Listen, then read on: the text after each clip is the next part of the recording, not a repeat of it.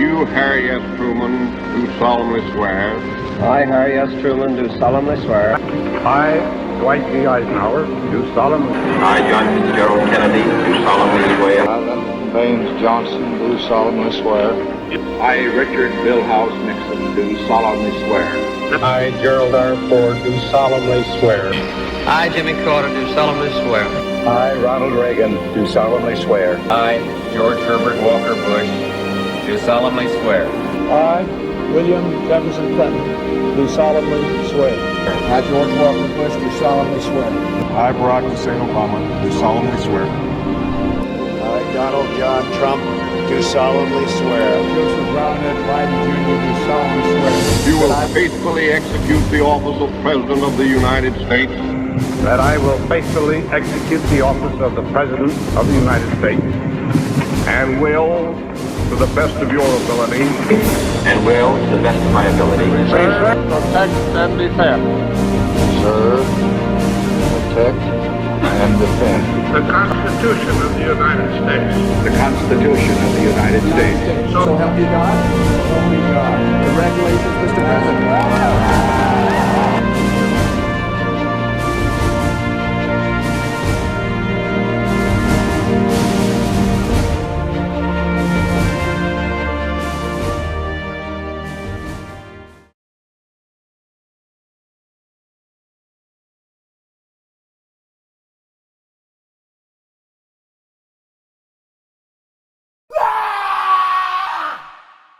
Leader of the House, and even before taking the oath of office, he vowed to pass a resolution to support Israel as his first act as Speaker. The first bill that I'm going to bring to this floor in just a little while will be in support of our dear friend Israel, and we're overdue in getting that done. Since I've become a member of Congress since 2021, we have voted on 22 resolutions for Israel, 22 of them. All kinds of resolutions, denouncing anti-Semitism, supporting Israel. We voted on 22 of those. We never vote on resolutions proclaiming great things about America or defending certain Americans or defending Americans in general. My name's Frankie Stocks. I'm a reporter with the Stu Peters Network. I would just love to ask you a quick question. I'm trying to ask every representative I can. That is, do you care more about the American people or Israel as a member of Congress? I don't think they're mutually exclusive, Frankie. Can you elaborate? They're our best ally. Are they? Who do you care about more, the United States or Israel? United States or Israel, sir? No answer? Should we put you down for Israel? Who do you care about more, the American people or Israel? It's an easy one. American people or Israel? You don't got to fake a phone call. American people or Israel? Who do you care about more, the American people or Israel? The American people or Israel, sir? Who do you care about more, the American people or Israel? No answer? I think that Israel is one of our strongest allies in a part of the world where people are trying to harm us, and I think they need our support. So should the U.S. continue funding Israel? Despite their links to the 9/11 or their attack on the USS Liberty? I mean, we have American citizens who are about to freeze to death in western North Carolina. They're sending billions to Israel, so... Well, it is a comparison because the money's going out. It's all coming from the same people. It's coming from the taxpayers, sir. Who do you care about more, the American people or Israel? American people or Israel, sir? Sir, they're equal? Are you serving Israel or are you serving America? I stand with Israel. Okay, so can you answer the original question? Who do you care about more, U.S. or Israel? There's no variance. It's like you're asking, do you love your wife more than your daughter? Well, and you say it's a simple question. It is. Do you love your wife more than your daughter? I love the United States more than I love Israel. Who's the priority when you're casting a vote in Congress, America or Israel? Well, it's a very simple question. You're not answering it, Representative.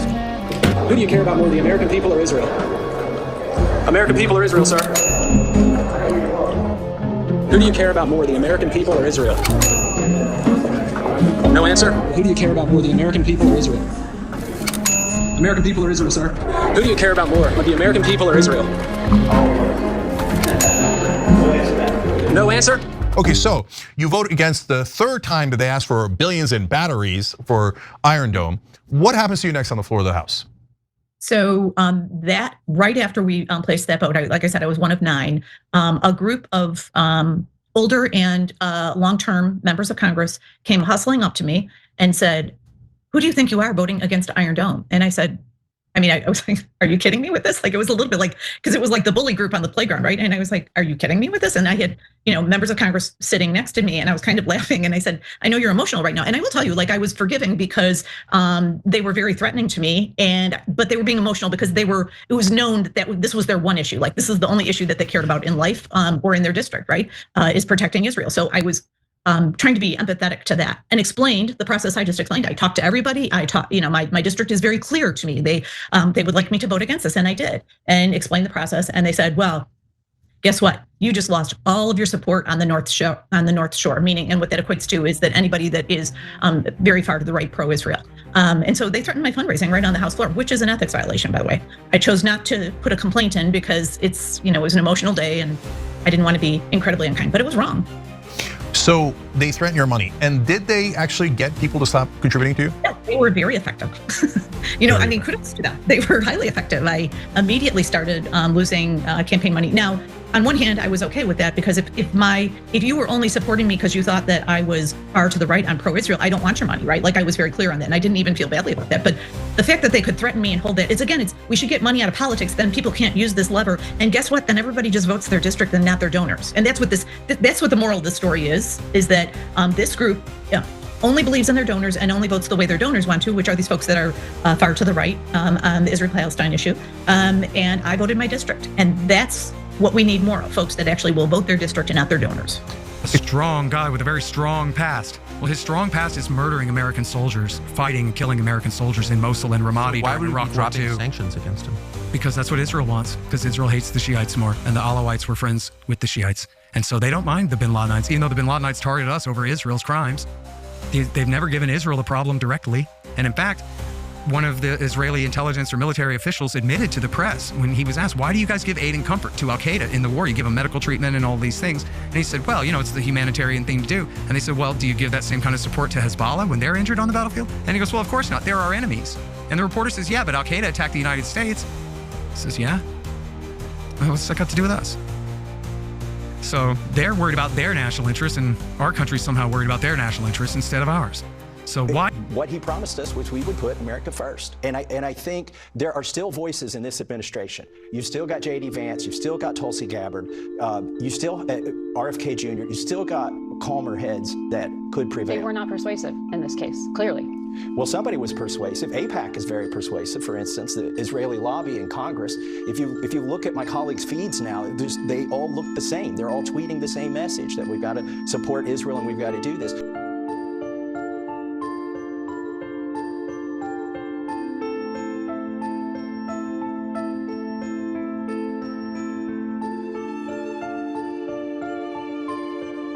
Everybody but me has an AIPAC person. What does that mean, an AIPAC person? It's like your babysitter, your AIPAC babysitter, who is always talking to you for AIPAC. They're probably a constituent in your district, but they are firmly embedded in AIPAC. And every member has something like this? That's how it works on the Republican side. And when they come to DC, you go have lunch with them. And they've got your cell number, and you have conversations with them. That's absolutely crazy. I've had 4 members of Congress say, I'll talk to my AIPAC person. And it's literally what we call them, my AIPAC guy.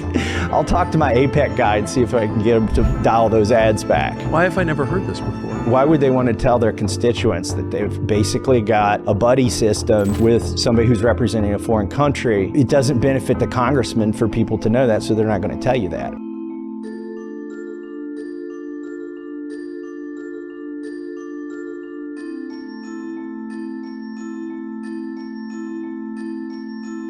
Because hi, I'm Congressman Darren Soto, proud to be here at the AIPAC conference. Well, I'm happy to be here at this event in Washington, D.C. This is my first week as a member of Congress. I'm Congressman Glenn Ivey. It's great to be here at this event, catching up with old friends and new. I'm Don Bacon from the Nebraska 2nd District. I believe in having the strongest possible relationship between U.S. and Israel. Hi, everyone. It's Congresswoman Haley Stevens, proudly representing Michigan's 11th District on the heels of the brand new 100. Hello, I'm Congressman Brad Sherman for California's best named city, Sherman Oaks. I've been doing Congressman Wesley Hunt from Texas, Congressional District 38. I'm a big supporter of AIPAC because as somebody that's going to look to the Middle East, it's been too. Everyone, it's great to be here at AIPAC's Political Leadership Forum. I'm Josh Gottheimer, and let me just say how grateful I am for all AIPAC does every single day. Hey, Congressman Brian Master, Florida's 21st Congressional District. Always glad to be here with AIPAC, supporting strong U.S.-Israel relationships. I'm Congressman proud Roseville Democrat. Yeah, I'm Senator Mitch McConnell, a Republican of Kentucky. I'm happy to be here today at the AIPAC Forum. Hi, it's Senator Ben Cardin, here at AIPAC supporting the U.S.-Israel relations, which is critically important to Israel. I'm Congressman McCall. I'm chairman of the Foreign Affairs Committee in the House, in the Congress. I'm here today to speak to AIPAC. Very strong supporter.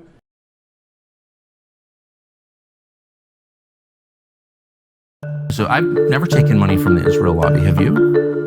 Taken money from the Israel? From AIPAC. So AIPAC raises a lot of money for me, but it's actually a misnomer because the people who raise money are individuals. So it's not the PAC itself, but they're individual members who believe in the American-Israeli friendship and relationship. Is AIPAC a foreign lobby?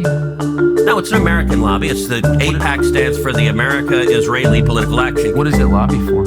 So, to be honest, not a whole lot effectively. Listen,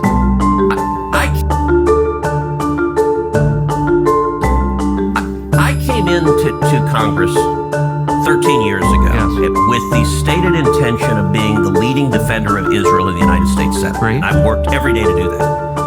AIPAC, a lot of times, AIPAC I wish were much more effective. Like, the first foreign visit by a mayor of New York is always considered significant. Where would you go first? Left, right, south. First visit, I would visit the Holy Land. Mr. Romo? Given the hostility and the anti-Semitism that has been shown in New York, I would go to Israel. Mr. Tilson, where would you go? Yeah, I'd make my first trip to Israel. Mr. Stringer? My goal would be to take my first trip to Israel. Mr. Mamdani? I would stay in New York City. My plans are to address New Yorkers across the 5 boroughs and focus.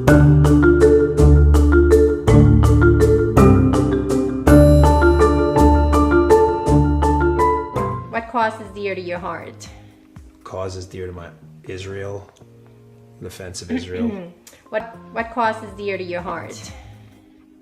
Cause is dear to my Israel, defense of Israel. We need America to wake up and prioritize Israel. Right. And that is. We need America to wake up and prioritize Israel. The pride of being able to be here and do work that facilitates making things better for people. And in the greatest country on earth, next to Israel.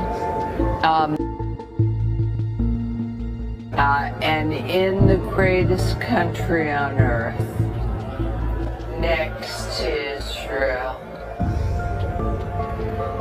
You know, I've been going all over South Carolina like most people. I hadn't slept much. But look what's going on in Israel. Look what's going on in Israel. But look what's going on in Israel. Our